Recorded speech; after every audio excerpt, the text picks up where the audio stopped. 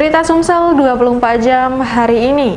Setelah melalui tahap seleksi dan penjurian yang ketat, akhirnya Muhammad Afriza dan Yosefa Gabriel Sutarto terpilih menjadi Kuyung Kopik Muba tahun 2021 pada malam Grand Final Kuyung Kopik Muba tahun 2021 Kamis di Off-Room Pemerintah Kabupaten Musi Banyuasin.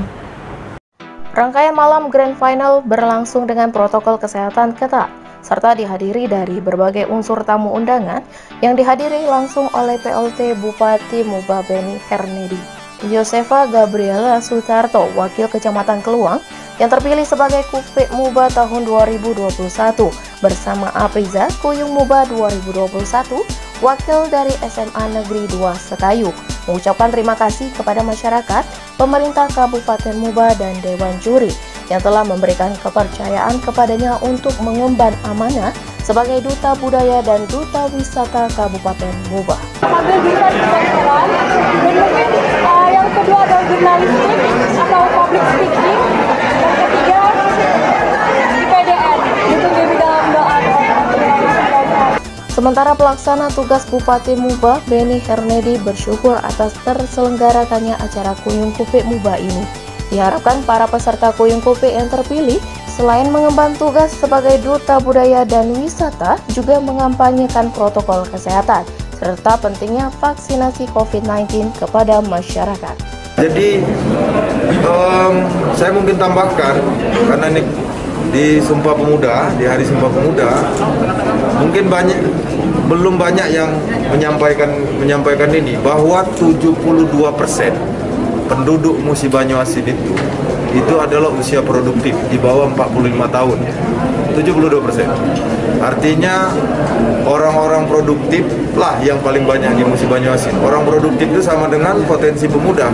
Nah, jadi saya kira momentum Sumpah Pemuda ini juga bagian dari kita tentu harus terus berproduksi.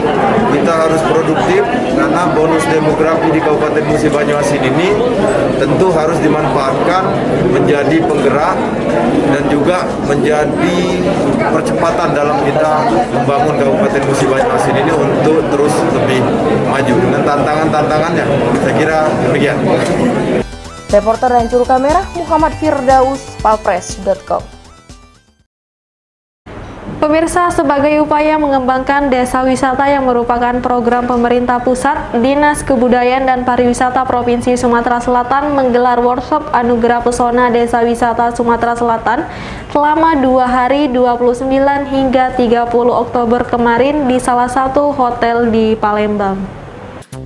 Kepala Disbudpar Sumsel Alfaza Rizal melalui Sekretaris Dinas Megawati mengatakan kegiatan ini untuk menumbuh kembangkan potensi-potensi wisata di desa sehingga tidak ada lagi keinginan dari warga untuk pindah ke kota atau urbanisasi. Dikatakan dia, orang zaman sekarang cenderung bosan dengan kemajuan teknologi dan gedung-gedung bertingkat pencakar langit. Mereka ingin kembali ke alam atau back to nature. Disitulah potensi untuk menarik wisatawan. Lebih lanjut, ia mengatakan kegiatan ini adalah pemanasan jelang ajang Anugerah Pesona Desa Wisata Sumatera Selatan yang rencananya akan digelar pada Desember mendatang. Workshop ini untuk memberikan bimbingan dan pencerahan kepada pemerintah desa terkait apa yang harus dilakukan untuk menghadapi ajang tersebut. Nantinya ada tim yang ke desa untuk menilai. Desa yang jadi pemenang akan mendapatkan penghargaan. Event ini sendiri diikuti Desa Wisata se-Sumsel. Kedepan, pemenang akan diikutsertakan ke tingkat nasional. Adapun desa wisata di Sumsel sebanyak 83 desa. Namun yang ikut workshop sebanyak 33 desa. Desa-desa inilah yang akan mengikuti ajang anugerah nanti. 4 kategori yang akan jadi penilaian Dewan Juri yakni homestay atau akomodasi wisatawan, souvenir, daya tarik wisata, dan toilet. Tujuan kita ini kita pengen menumbuh kembangkan ya potensi-potensi wisata dari mulai desa. Jadi untuk kita pengen mengembangkan desa wisata karena program dari dari pusat juga Pak Menteri Sandiaga kan sedang menumbuh kembangkan menggiatkan wisata itu melalui desa wisata.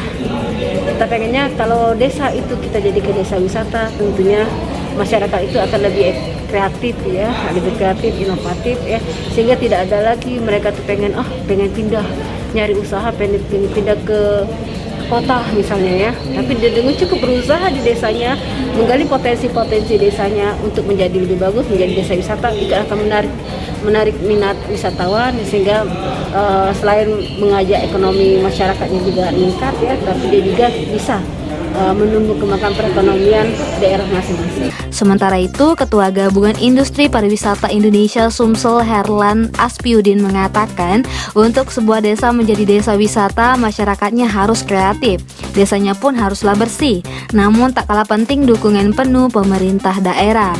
Acara workshop ini dimoderatori oleh Cahyo Sulistianingsi dari Disbudpar Sumsel.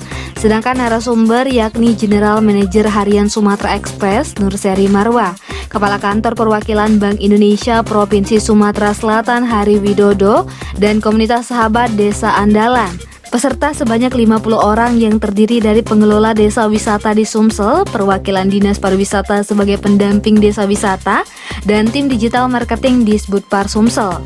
Sejumlah tamu undangan yang hadir yakni staf khusus Gubernur Sumsel Bidang Kebudayaan Hidayat Komsu, Ketua Masata atau GIPI Sumsel Herlan Aspiudin, dan Kepala UPTD Museum Negeri Sumatera Selatan Balaputra Dewa Chandra Amprayadi. Sebenarnya sejauh potensi desa di wisata ada banyak. Jadi macam-macam pelancu adalah dusun di lahat itu pelancu. Itu pertamanya kebiasaan masyarakat itu dari mecah batu. Nah, ternyata di situ dari sudut pandang wisatanya bagus sekali. Dengan latar belakang Bukit Relo. Nah, jadi kadesnya ini sekolahnya di Jogja. Terus dia pas balik ke dusun terpikir potensi seperti itu yang harusnya dikembangkan lagi oleh desa-desa yang memiliki potensi. Akhirnya sekarang kehidupan mereka dari wisata. Jangan tidak lagi yang mencoba itu tadi ibu. Sudah berubah. Jadi wisata membagikan ekonomi desa tersebut. Benar.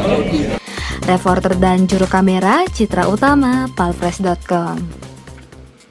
Bupati Oku Timur Haji Lanusin Hamzah bersama wakilnya MAD Nugraha Purnayuda menghadiri upacara pembukaan outbound wawasan kebangsaan Kepala Desa Kabupaten Oku Timur di lapangan Apel Mako Brigif 4 Marinir Lampung Rabu lalu. Dalam sambutannya, Bupati mengatakan kegiatan ini dapat mencetak pemimpin yang berjiwa kesatria, berhati mulia, dan membela masyarakat. Dengan berpakaian loreng layaknya anggota TNI, para kepala desa mengikuti kegiatan pelatihan bela negara yang diawali upacara pembukaan. Dalam kesempatan itu, Bupati Oku Timur, Enos, berpesan agar para pemimpin di desa-desa dapat mengayomi warga sebagaimana mestinya. Adapun pembekalan tentang wawasan kebangsaan bela negara ini bertujuan untuk mempertebal jiwa nasionalisme aparat desa, sehingga akan menjadi kuat dari segala macam ancaman yang dapat meruntuhkan stabilitas bangsa dan negara. Hal ini bukan semata-mata terkait penjajahan atau perang. Membela kedaulatan negara salah satunya harus dilandasi stabilitas pemerintahan, mulai dari tingkat desa hingga pusat, dengan dibuktikan salah satunya pesatnya pembangunan. Reporter dan juru kamera Arman Jaya, palpres.com. Berita terakhir Sumsel 24 jam hari ini. Aksi pencurian dompet yang terekam kamera pengintai hingga viral di media sosial Instagram beberapa waktu lalu memiliki cerita unik. Pelaku yang menjual hasil curian di Facebook bertemu dengan korban. Saat bertemu dengan korban, pelaku meminta maaf dan mengembalikan barang curian tersebut. Aksi pencurian dompet milik karyawan toko bangunan Mitra Jaya yang terekam di kamera CCTV memiliki cerita unik. Pelaku yang berhasil mengambil dompet korban bernama Angeliantini dan selanjutnya menjualnya di media sosial Facebook. Pelaku tidak menyadari jika calon pembeli merupakan korban, sehingga pelaku meminta maaf dan mengembalikan dompet korban. Korban Angeliantini menceritakan awalnya pelaku datang seorang diri dengan membawa sepeda. Pelaku kemudian masuk dan mengambil dompet yang berada di dalam tas tak jauh dari korban duduk. Setelah berhasil mengambil dompet, pelaku memposting di Facebook OLX jual beli Palembang dengan menuliskan kalimat ditemukan KTP elektronik, kartu vaksin, ATM, dan lainnya. Mengetahui hal itu, korban langsung menghubungi pelaku dan bertemu di kawasan PTT Mall. Di sana pelaku langsung mengembalikan dompet korban sembari meminta maaf. Kronologinya itu kemarin hari Senin itu kan lagi ke belakang, tas di depan digantung. Yola Di kursi, Mbak, ya? Iya, di kursi, digantung di kursi. Sadar-sadarnya itu pas bos nak keluar, dia ada juga tas di sini, di bawah sini kan. Nanya dia, kok tas kau di sini, kata dia. Terus aku jawab, tidak aja aku di kursi, pas dilihat dompetnya hilang. Jadi lihat CCTV, ternyata ada yang ngambil uang pakai sepeda. Dikejar tidak dapet, tidak tahu kemana kan, dia pakai sepeda. Minta posting ke IG segala macam, di share uang lah. Pas kelas sudah itu ada yang ngepost di Facebook. Pas dia ngepost di Facebook tuh, dia suruh hubungi dia, terus aku hubungin lah uang itu. Pikir emang uang yang nemuin. Ternyata waktu aku chat sekitar jam 7 malam baru dibalas dia. Pas jam 7 tuh dia ngomong dia nemunya di PTC di Ropan. Nah, waktu di Ropan ternyata Ropan kan sudah bangkrut. Jadi di depan Britok, pas di depan Britok itu dia ngomong bajunya mana. Terus akhirnya aku ditemuin kan sama dia. Pas lihat dia tuh aku kaget kan, sama nih jaket biru, jaket hijau, baju biru, celana krem. Waktu itu pas cek itu jadinya aku bilang kan, kak aku yang kehilangan dompet. Aku bilang aku punya CCTV loh. Langsung dia minta maaf. Ya mbak, aku yang ngambil. Oh, dia ngakui? Iya, dia langsung ngaku waktu aku bilang ada CCTV. Pas dia nengok langsung minta maaf dia. Di dompet apa isinya, Mbak? Di dompet tuh isinya KTP, ATM, KTM, Askes, kartu-kartu. Kartu-kartu lah. Duitnya sih tidak banyak, tapi kartu-kartunya itu kan. Jadi yang dibaliknya apa, Mbak? Yang dibalikin cuma kartu-kartu dong. Ditanya dompetnya, katanya nggak dibuat. Reporter dan juru kamera Kurniawan, Alpress.com. Demikianlah berita Sumsel 24 jam hari ini. Untuk pemirsa Sumsel 24 jam, jangan lupa tetap menerapkan protokol kesehatan seperti menjaga jarak, mencuci tangan, dan menggunakan masker. Saya Sri Depi, sampai jumpa.